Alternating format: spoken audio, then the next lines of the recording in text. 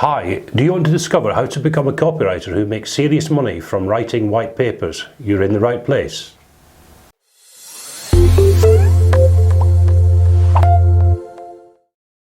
Hi guys, I'm Les Blythe from Freelance Your Future FYF 101, where we talk everything entrepreneurship, from making money online as a side hustle to making a full-time income just like I do. Now in this video we're going to specifically look at writing white papers for profit, and as you'll discover it's something that can be very profitable indeed.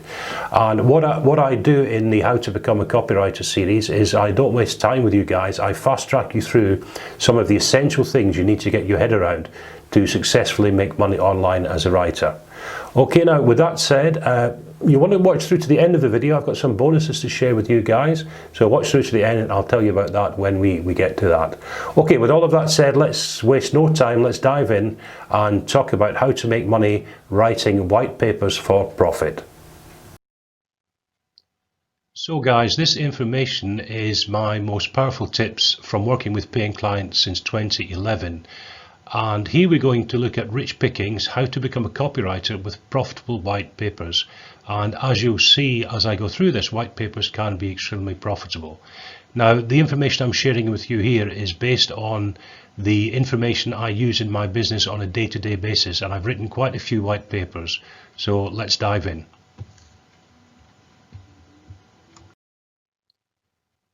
Let's start by looking at what a white paper is, just in case there's any confusion. So a definition of a white paper could be that it's an authoritative document intended to fully inform the reader on a particular topic. It combines expert knowledge and research into a document that argues for a specific solution or recommendation. So as with a lot of copywriting, we're starting with a problem, looking at the problem and presenting the solution to that problem. Now, don't be put off by this definition here. Once you get into the routine of writing white papers, as I say, I've done loads of these white papers. They're actually not that difficult. They tend to follow a format, and I'll give you the basic format in this presentation. And a white paper also allows the reader to understand an issue, solve a problem, as usual we're talking about a problem, or make a decision.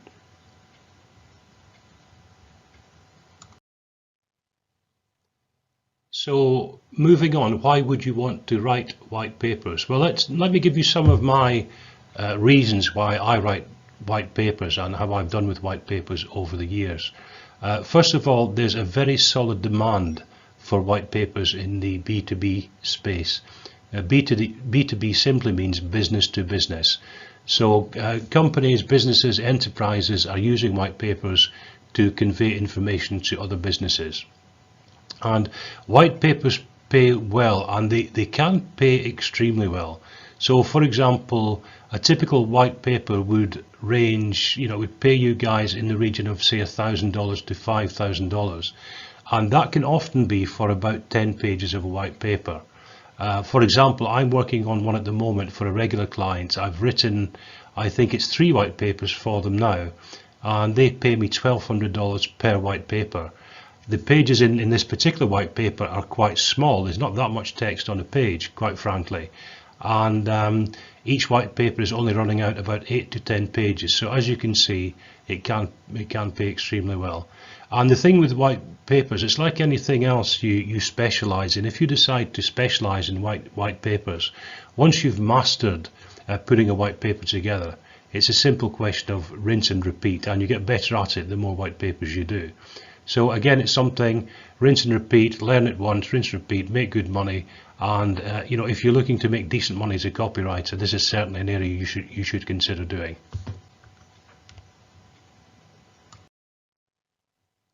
So I just wanted to give you an idea of, I said a lot of businesses use white papers. I just want to give you an idea of the scale of this. So for example, over 70% of businesses use white papers. So you can clearly see there's a big market for this kind of writing, and 50% of businesses rank them as one of the 3 most effective ways to achieve objectives. So what that's telling you is that businesses take them seriously, and they're seen as a high profile thought leadership type asset. So as opposed to, let's say, a blog post, a blog post can be part of a content marketing strategy, But a white paper is something very specific, and it's seen as a very kind of high profile asset, and that's why companies pay so much for them. And of course, a white paper forms a very important part of any company's content marketing strategy. So it's a very important content marketing tool which companies use. And as I say, they pay extremely well for you to write this kind of content marketing tool for them.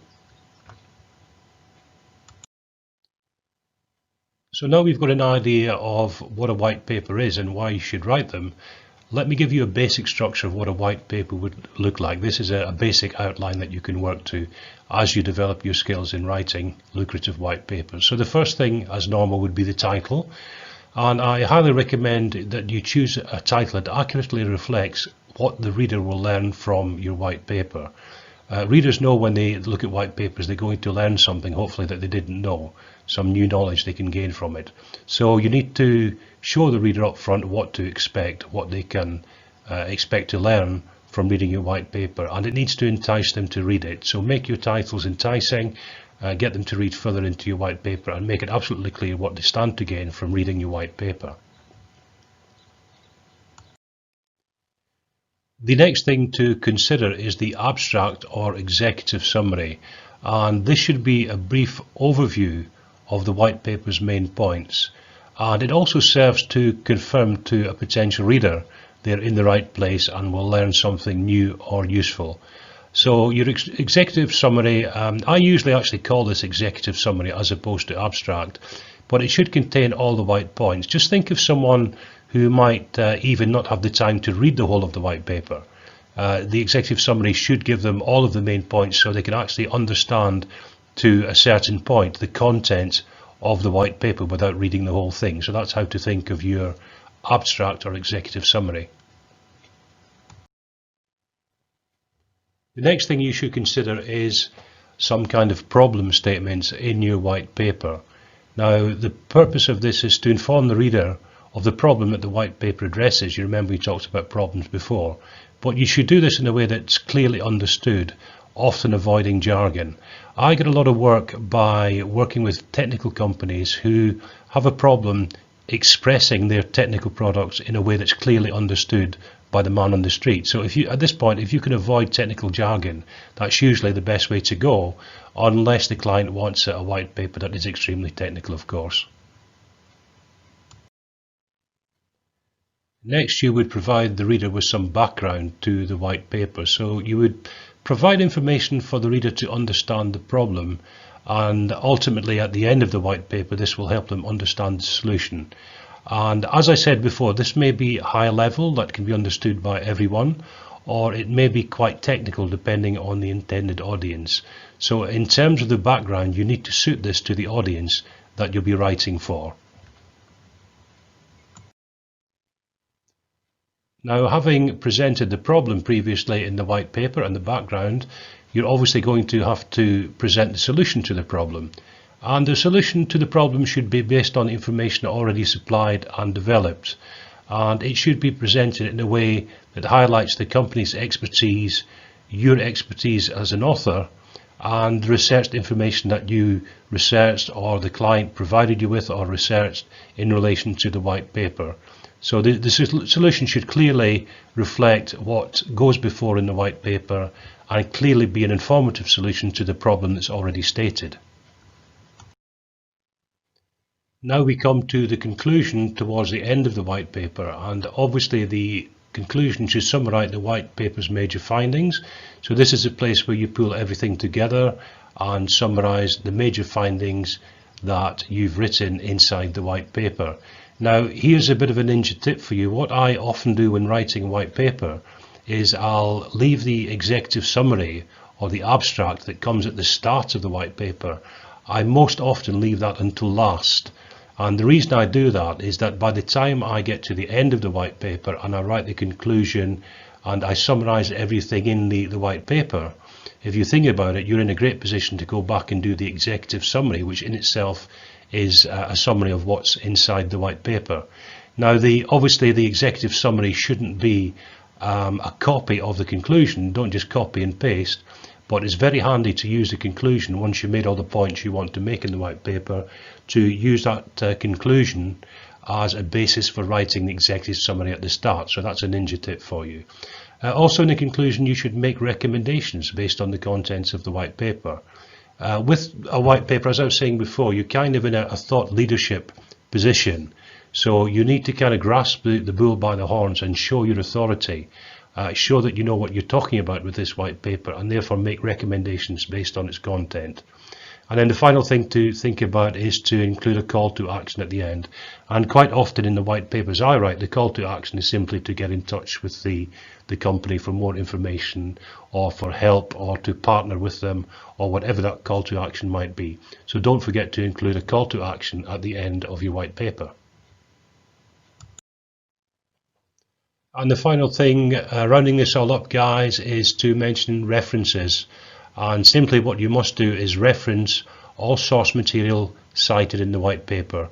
So any facts or figures you include in the white paper, any source material, anything that you use there that is referenced and researched from someone else, you must cite that in the white paper and give them credit for that reference material.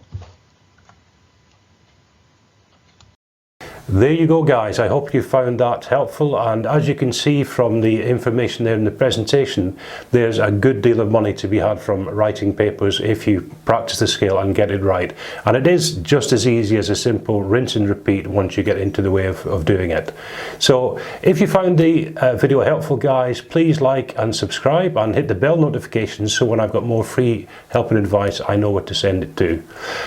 With all of that said, guys, I just want to say thank you for supporting my channel. I really appreciate it, and your support helps me to make more free videos like this to help you on your way as a copywriter.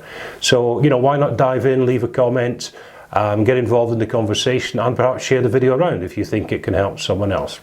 Okay, so the final thing to say is I mentioned some bonuses at the start. You'll find a link to your free bonuses, absolutely no charge whatsoever. Really useful stuff. There's a link either below the video or you'll find it in the comments. All right, that's it, guys, for this video. Keep your eyes out for the next one in the series of how to make money as a copywriter, or how to become a copywriter earning substantial income writing for clients online. That's it, guys. Talk to you soon. All the best for now. Ciao.